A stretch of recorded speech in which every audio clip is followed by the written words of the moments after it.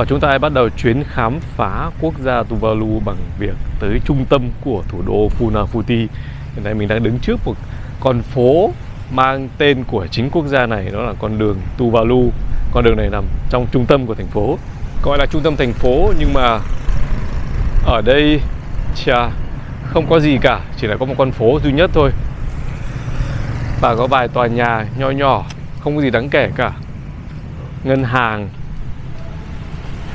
một cửa hàng bán điện thoại đó. Và nói đến ngân hàng thì có một điều đặc biệt nữa mình muốn giới thiệu cho các bạn. Đây là tòa nhà của Ngân hàng Quốc gia Tuvalu. Tuy nhiên các bạn có biết một điều đặc biệt ở đây là ở toàn bộ quốc gia này không có một máy ATM nào, không có máy rút tiền nào. Và các bạn không thể trả được bằng thẻ tín dụng ở bất kỳ đâu. Và Tuvalu cũng không có đồng tiền riêng của mình, mà Tuvalu sử dụng đồng đô la của Úc. Do vậy mà khi tới đây thì kiểu gì chắc các bạn cũng đi qua Úc thôi. Thế nên là hãy rút thật nhiều tiền ở Úc để mang tới đây sử dụng. Tại vì ở đây bạn không có cơ hội đổi tiền hoặc rút tiền. Và khách sạn ở đây như chúng ta đã biết ở phần 1 của chuyến đi này là một điều vô cùng đáng lo ngại với du khách. Tại vì rất là hiếm và rất là khó đặt. Đây là bên trong một trong những siêu thị gọi là to và xịn nhất ở đây.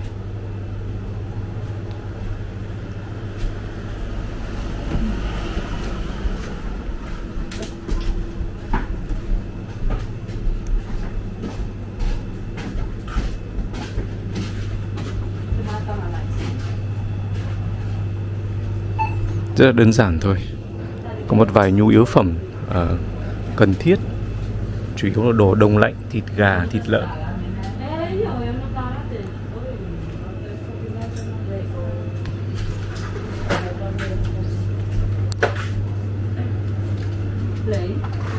Và rất là tình cờ mình phát hiện ra một thứ ở trong cái cửa hàng này, các bạn hãy xem nhé. Đây là gạo, và các bạn có biết gạo này nhập khẩu từ đâu không? Thổ đã có Việt Nam. Gạo Việt Nam ở Tuvalu. Không biết công ty nào xuất khẩu gạo của Việt Nam sang bên này. Một khám phá rất là tình cờ và thú vị.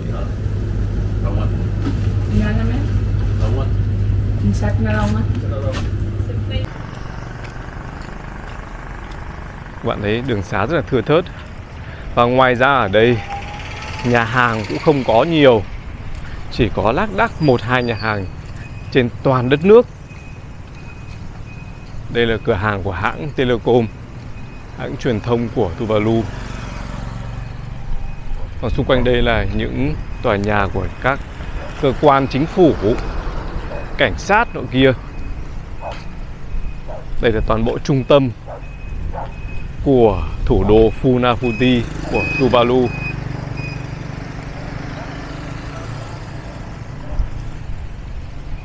Và trên đường đi mình phát hiện ra một điều hay ho nữa, thì sẽ dừng lại cho các bạn xem đó là gì nhá. Excuse me, that's the cinema? Does it? Not anymore. It used to be a cinema, right? Back in the day, but Not anymore. Is there any cinema here in Tuvalu? No, not anymore. Okay, thank you. Như vậy là đây đã từng là cinema, rạp chiếu phim. Có khả năng là do nhu cầu không cao lắm, do vậy mà họ đã dừng chiếu phim.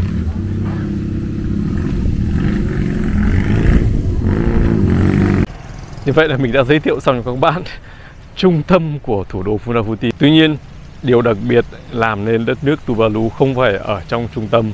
Bây giờ chúng ta sẽ tiếp tục đi để tìm hiểu thêm.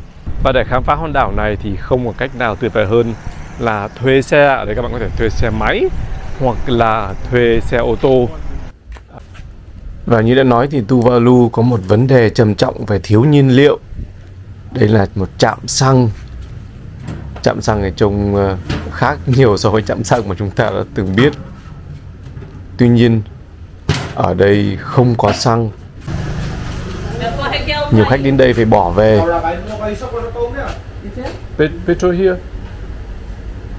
No, Sulami? no petrol here. No.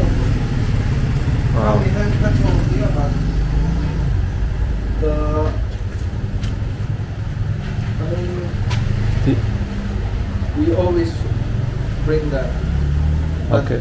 it didn't work now until 12 or maybe 1 p.m. Okay. Okay. This station.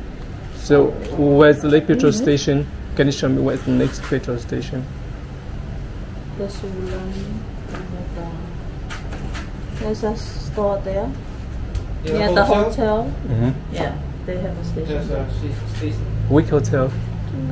The Nafutinabu Hotel. Lagoon Hotel. Yeah. They have petrol. No, the store near the hotel. Okay. Yeah. I see. Thank you. Yeah.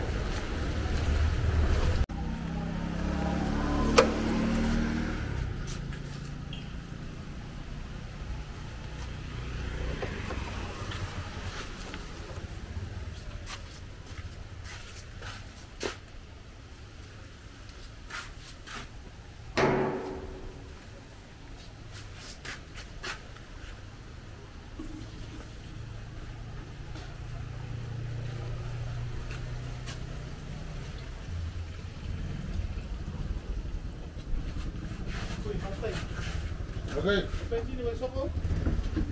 Dari from dari Irungan. Apabila mas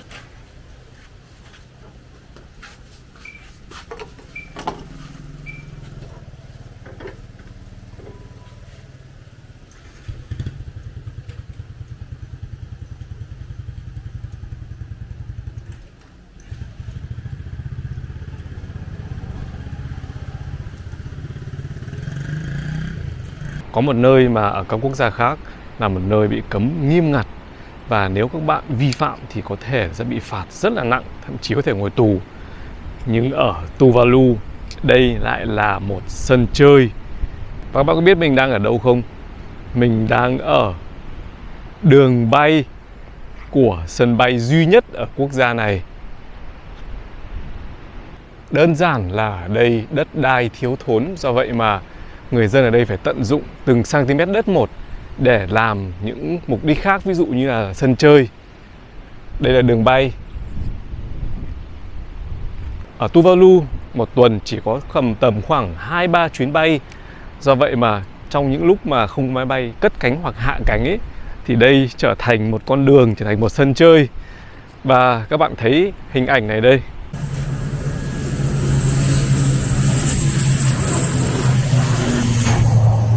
Giống như là một nơi để tàu hỏa chạy qua, chứ không phải để cho máy bay bay đi. Và khi máy bay cất cánh thì người dân sẽ đứng lại chờ đến khi nào máy bay cất cánh xong thì lại đi tiếp, đi qua cái đường băng này.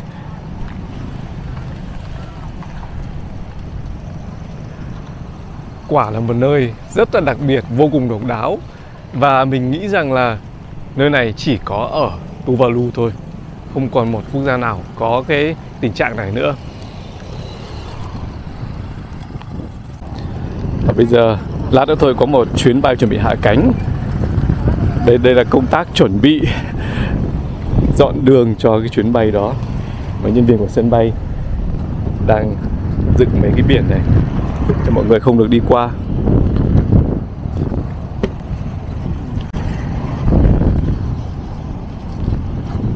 Chặn hai bên đường này để cho hành khách đi xuống xong rồi vào sân bay kia để nhập cảnh. Tại vì thông thường đây vẫn là con đường đi của người dân.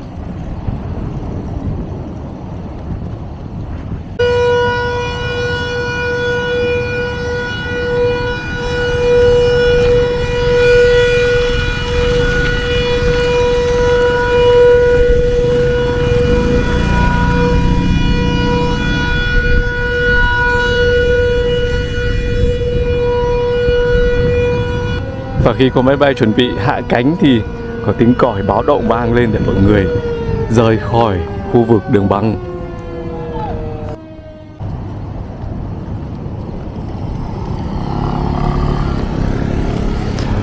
Ở những nơi khác khi tới ngã ba thì họ phải tránh những loại phương tiện khác, như ở đây các bạn thấy đấy. Họ tránh máy bay.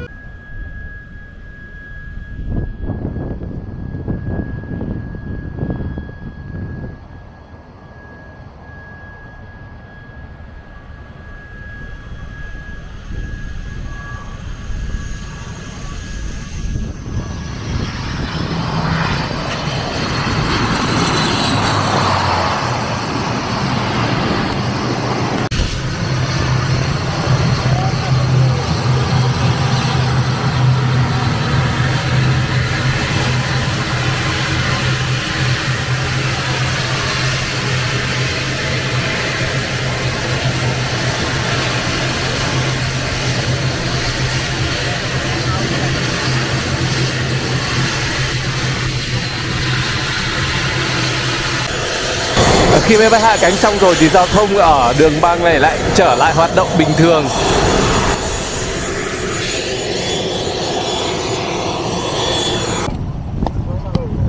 Còn buổi chiều thì sân băng này trở thành nơi tập thể thao. Có những bạn trẻ ở đây chơi đủ các loại bóng, bóng đá, bóng bầu dục, hoặc đằng kia các cô gái còn chơi cả bóng chuyền nữa. Để cho các bạn xem toàn cảnh cái đường băng này.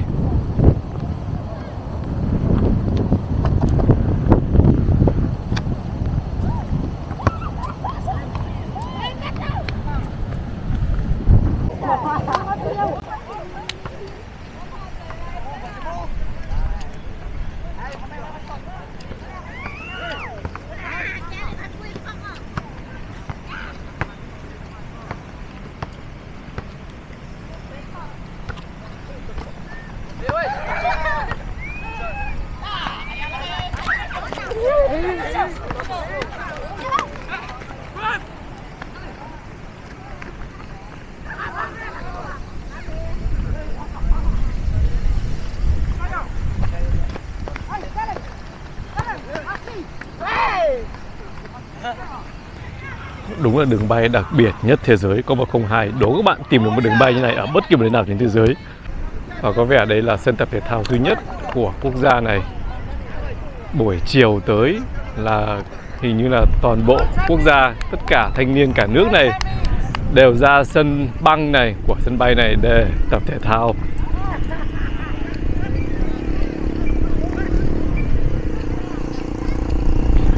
Ở những cảnh tượng vừa lạ thường và cũng rất là thú vị.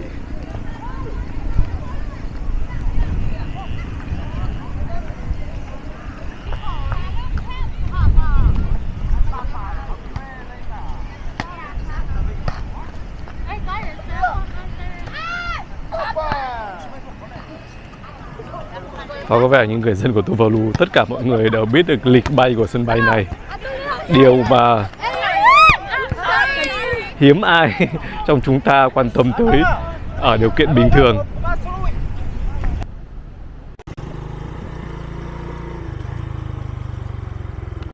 Và bây giờ chúng ta thử hạ cánh bằng xe máy, xem cảm giác ra sao ở sân bay độc đáo nhất thế giới này.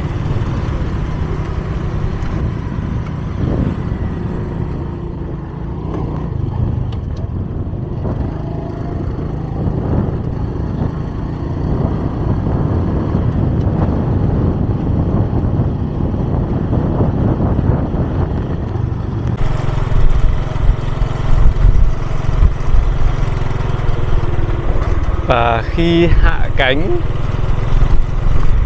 máy bay sẽ hạ cánh xuống đây và hành khách sẽ vào quầy làm thủ tục ở đây.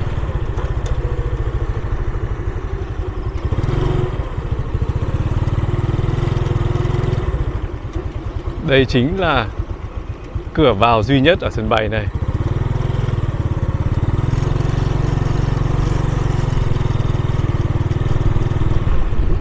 Còn ngay bên cạnh sân bay là đường đi hết sức bình thường của người dân.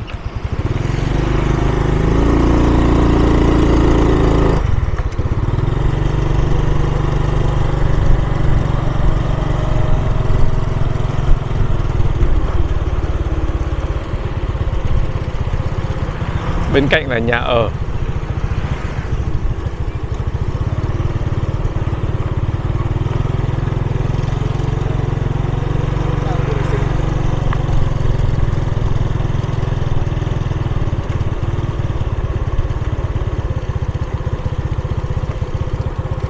Tổng diện tích của Tuvalu chỉ có vỏn vẹn 26 cây số vuông và toàn bộ quốc gia này chỉ có một con đường chính duy nhất chạy dọc hai bên biển. Và có một điều khá đặc biệt nữa về Tuvalu, đó là quốc gia này là một trong ít các quốc gia mà địa hình 100% là các đảo san hô.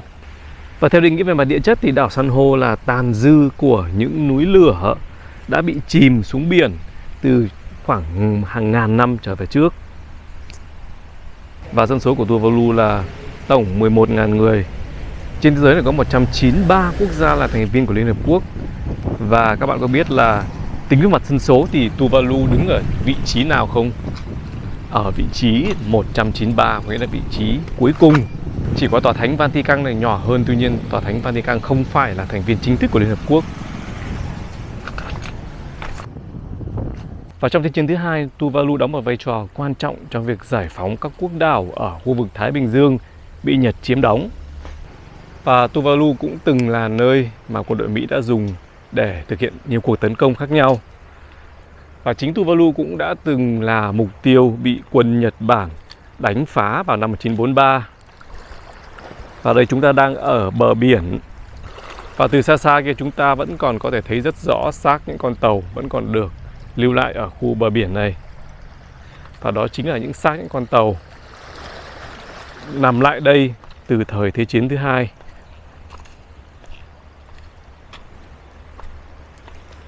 Đây cũng có một phần nữa.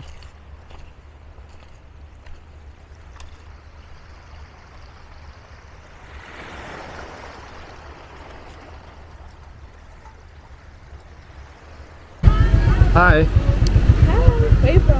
Vietnam. Oh, Vietnam. Vietnam. Okay. Do you know Vietnam? Have you heard about Vietnam? No, I haven't. Never heard about Vietnam. I mean, I think I've heard of it, but I never seen it in social media. Mm-hmm. Yeah. So yeah, the bus is coming. The bus is coming? Yeah. All right, so good. Yeah, nice meeting you. Nice to meet you. Thank you very Can I much. take a photo? Yes, sure. Thank you. Okay, thank you. Hey, nice meeting you. Nice to meet you. Welcome. Thank you. Thank you.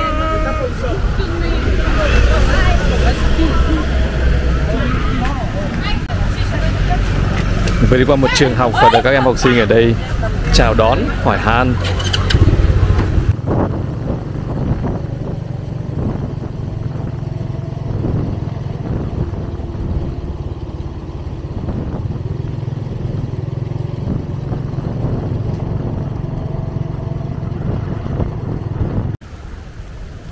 Wow, ở đây có những bờ biển trong xanh, màu ngọc bích rất là tuyệt vời, rất là đẹp.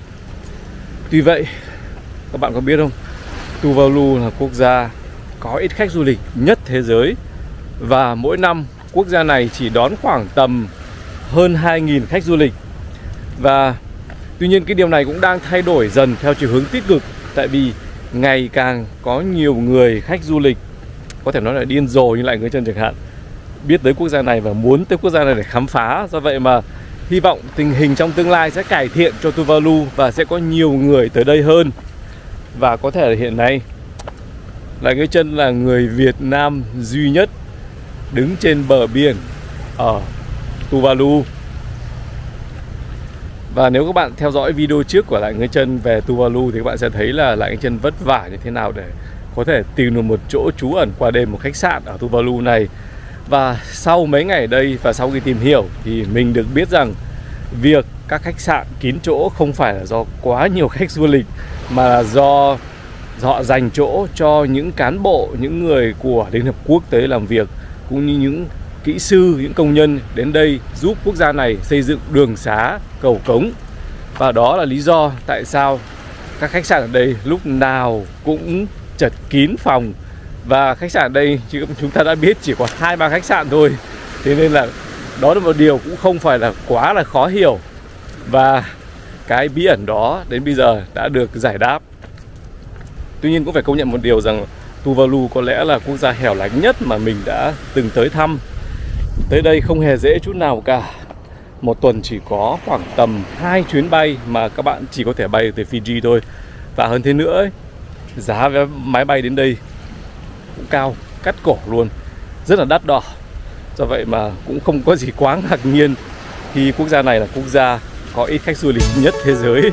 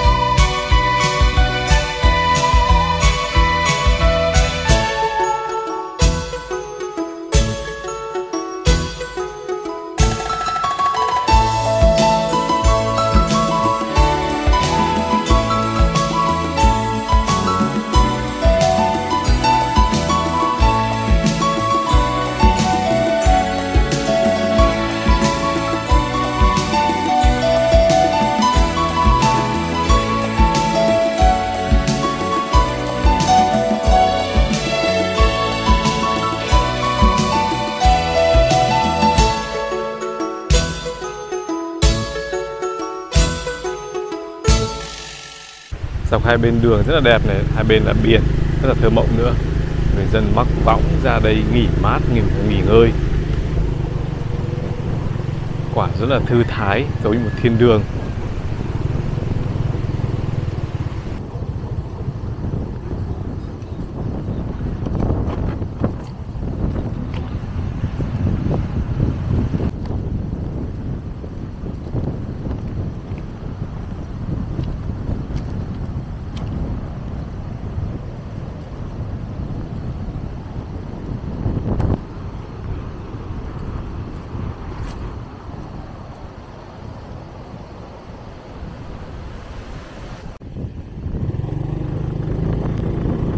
Bãi rác lớn nhất và cũng là duy nhất trên đảo này. Đây họ vứt tất cả các loại rác, từ rác sinh hoạt hàng ngày tới rác công nghiệp, cả đồ điện tử, tủ lạnh, xe máy, tất cả đều mang ra đây.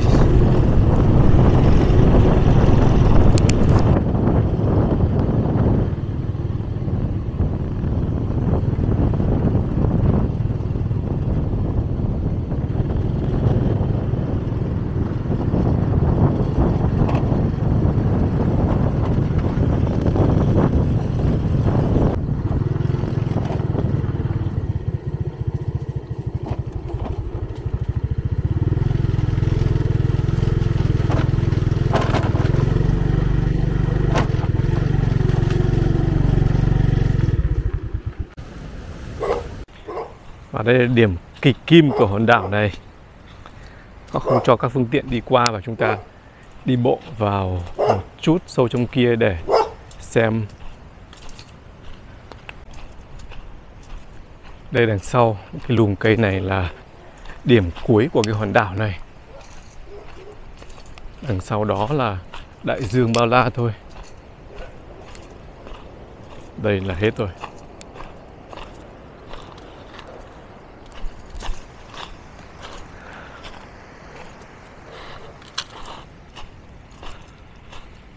Đây có thể nói là mũi Cà Mau của Tuvalu. Chào mừng các bạn tới với mũi Cà Mau của Tuvalu. Tuy nhiên ở đây có sự khác biệt là nếu bạn dùng xe máy để di chuyển từ đầu này tới đầu kia của đất nước thì mất khoảng tầm chưa tới 15 phút là đã đi xong cái chặng đường đó. Bãi biển này rất là sạch, trong vắt. và các bạn có cả một bãi biển tuyệt vời riêng cho mình, không ai quấy rầy cả. Và bây giờ lại Ngươi Trân đang đứng ở điểm hẹp nhất ở Tuvalu. Từ bên này tới bên kia, chiều dài chỉ khoảng tầm 20 mét. Và cũng chính chỗ này là bắt đầu một câu chuyện hay một thực tại khá là đáng buồn về quốc gia này. Tuvalu là một trong những quốc gia bị ảnh hưởng nghiêm trọng nhất của biến đổi khí hậu. Cụ thể là mực nước biển đây hàng năm vẫn dâng lên, và điều đó đồng nghĩa với việc đến một lúc nào đó quốc gia này sẽ bị biến mất, sẽ bị nhấn chìm dưới lòng biển. Và trong số các quốc gia bị ảnh hưởng thì Tuvalu có nguy cơ bị cao nhất. Và cũng do địa hình khá đặc biệt của mình, thế nên ở Tuvalu điểm cao nhất của quốc gia này chỉ cao 4 mét, hơn 4 mét một chút. Và với tốc độ tăng của mực nước biển hàng năm hiện nay thì theo ước tính thì đến năm 2100, 95% diện tích của toàn bộ quốc gia Tuvalu sẽ nằm dưới đáy biển. Do vậy là khả năng trong tương lai quốc gia Tuvalu sẽ không còn tồn tại trên bản đồ thế giới nữa. Thế nên các bạn nào mà có ý định đến thăm quốc gia này thì hãy lên kế hoạch ngay từ bây giờ, đến thăm ngay từ bây giờ đi. Các bạn còn thời gian đến năm 2100, có thể sớm hơn nữa, không thì sẽ không còn cơ hội thăm quốc gia này nữa. Và để giải quyết vấn đề này và cũng để cứu giúp người dân Tuvalu thì chính phủ của một vài quốc gia ở khu vực Nam Thái Bình Dương này đã đưa ra những đề nghị cứu giúp để di chuyển dân chúng Tuvalu tới quốc gia của họ. Ví dụ như Fiji cũng đã từng đưa ra đề nghị giúp đỡ, và New Zealand. Và theo đó thì cho tới nay cũng đã có vài ngàn người đã di chuyển nơi sinh sống của mình từ Tuvalu sang các quốc gia đó, sang Fiji, sang New Zealand. Và kể cả chính phủ Australia cũng đã đưa ra đề nghị giúp đỡ Tuvalu về lĩnh vực này. Tuy nhiên để đổi lại thì chính phủ Australia họ muốn có được những cái quyền kiểm soát về đánh cá, thủy hải sản và về mặt hàng hải ở đây. Do vậy mà chính phủ Tuvalu đã bảo rằng no. Tuvalu là một quốc gia nhỏ bé xinh xắn và có khá nhiều điều đặc biệt ở đây để khám phá. Một quốc gia xinh đẹp như này mà biến mất thì quả là một điều rất là đáng tiếc. Đó là hậu quả của biến đổi khí hậu. Còn biển Thái Bình Dương thì sóng vẫn vỗ dập dồn. Và cả đất nước Tuvalu này chỉ có 1-2 nhà hàng chính thức được gọi là nhà hàng. Còn lại là những quán ăn lẻ tẻ bên đường bán những đồ lặt vặt. Và đây là một trong 2 nhà hàng đó.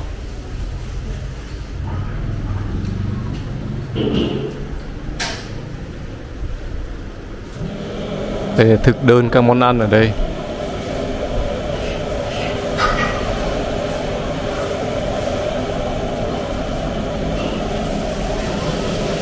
Nhà hàng cũng khá là đơn giản, không có gì đặc biệt cả. Và đầu bếp khả năng là người châu Á, có vẻ như người Trung Quốc thì phải.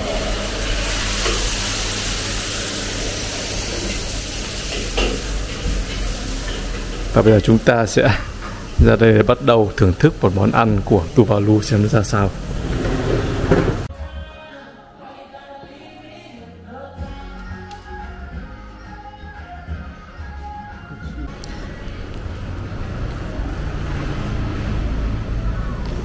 Đây là món cá thu mà mình đặt, ăn cùng cơm. Và nấu khá là đơn giản.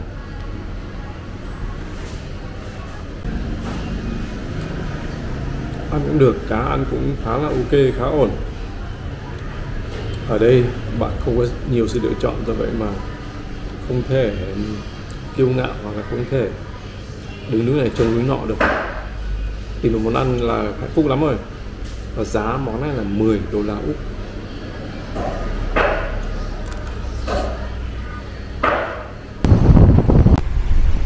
Đây là những ngôi làng nằm ngay cạnh biển. Và ngay cả những chú lợn cũng có chuồng, có view tuyệt vời đẹp luôn. Và ngày đêm được hóng mát.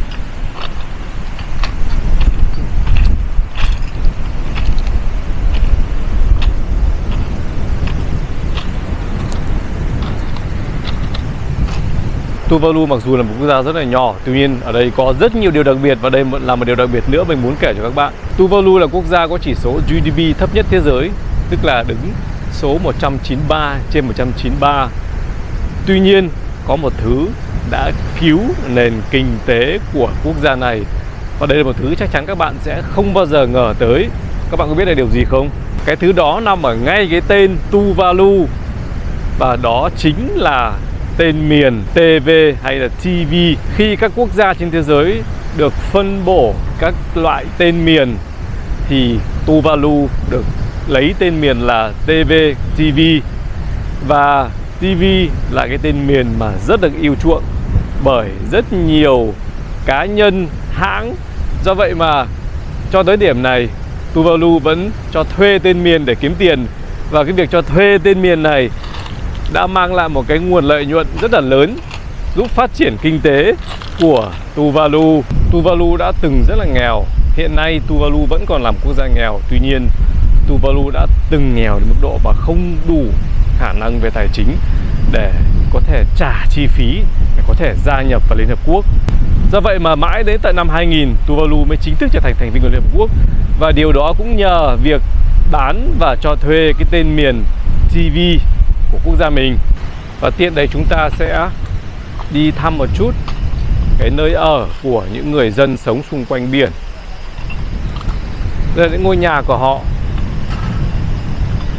khá là đơn giản, làm bằng gỗ, là bằng tôn. Tuy nhiên tôn cũng đã han rỉ rất là nhiều rồi.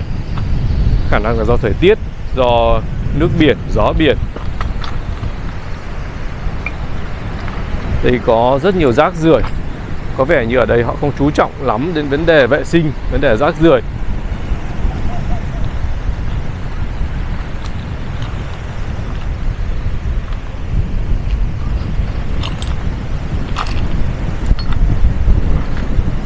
Ở đây có một cô gái đang bện cái gì đó. Chúng ta ra xem. À đây một chuồng lợn nữa. Lợn ở đây sống rất là sướng.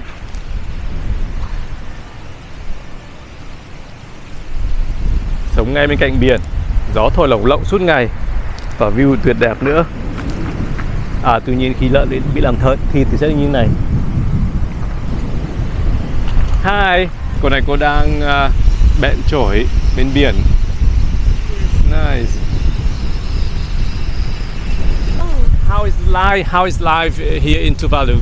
Oh, it's good. It's good. Very good.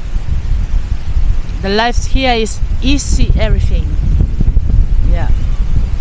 And I've heard that, well, the country of Tuvalu is sinking, so it may disappear in 50, 60 years.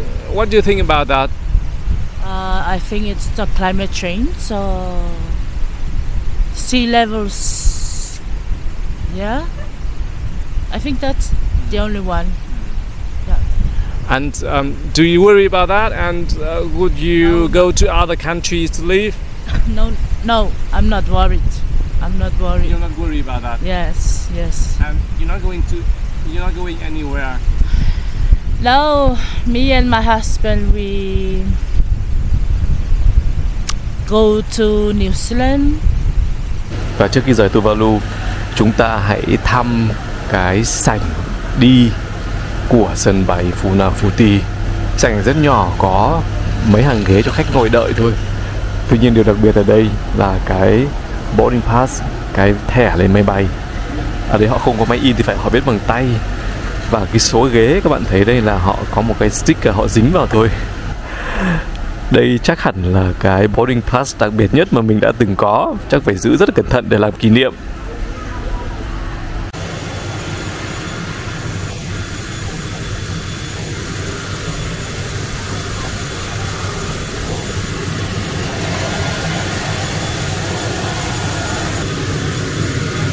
Tạm biệt Tuvalu.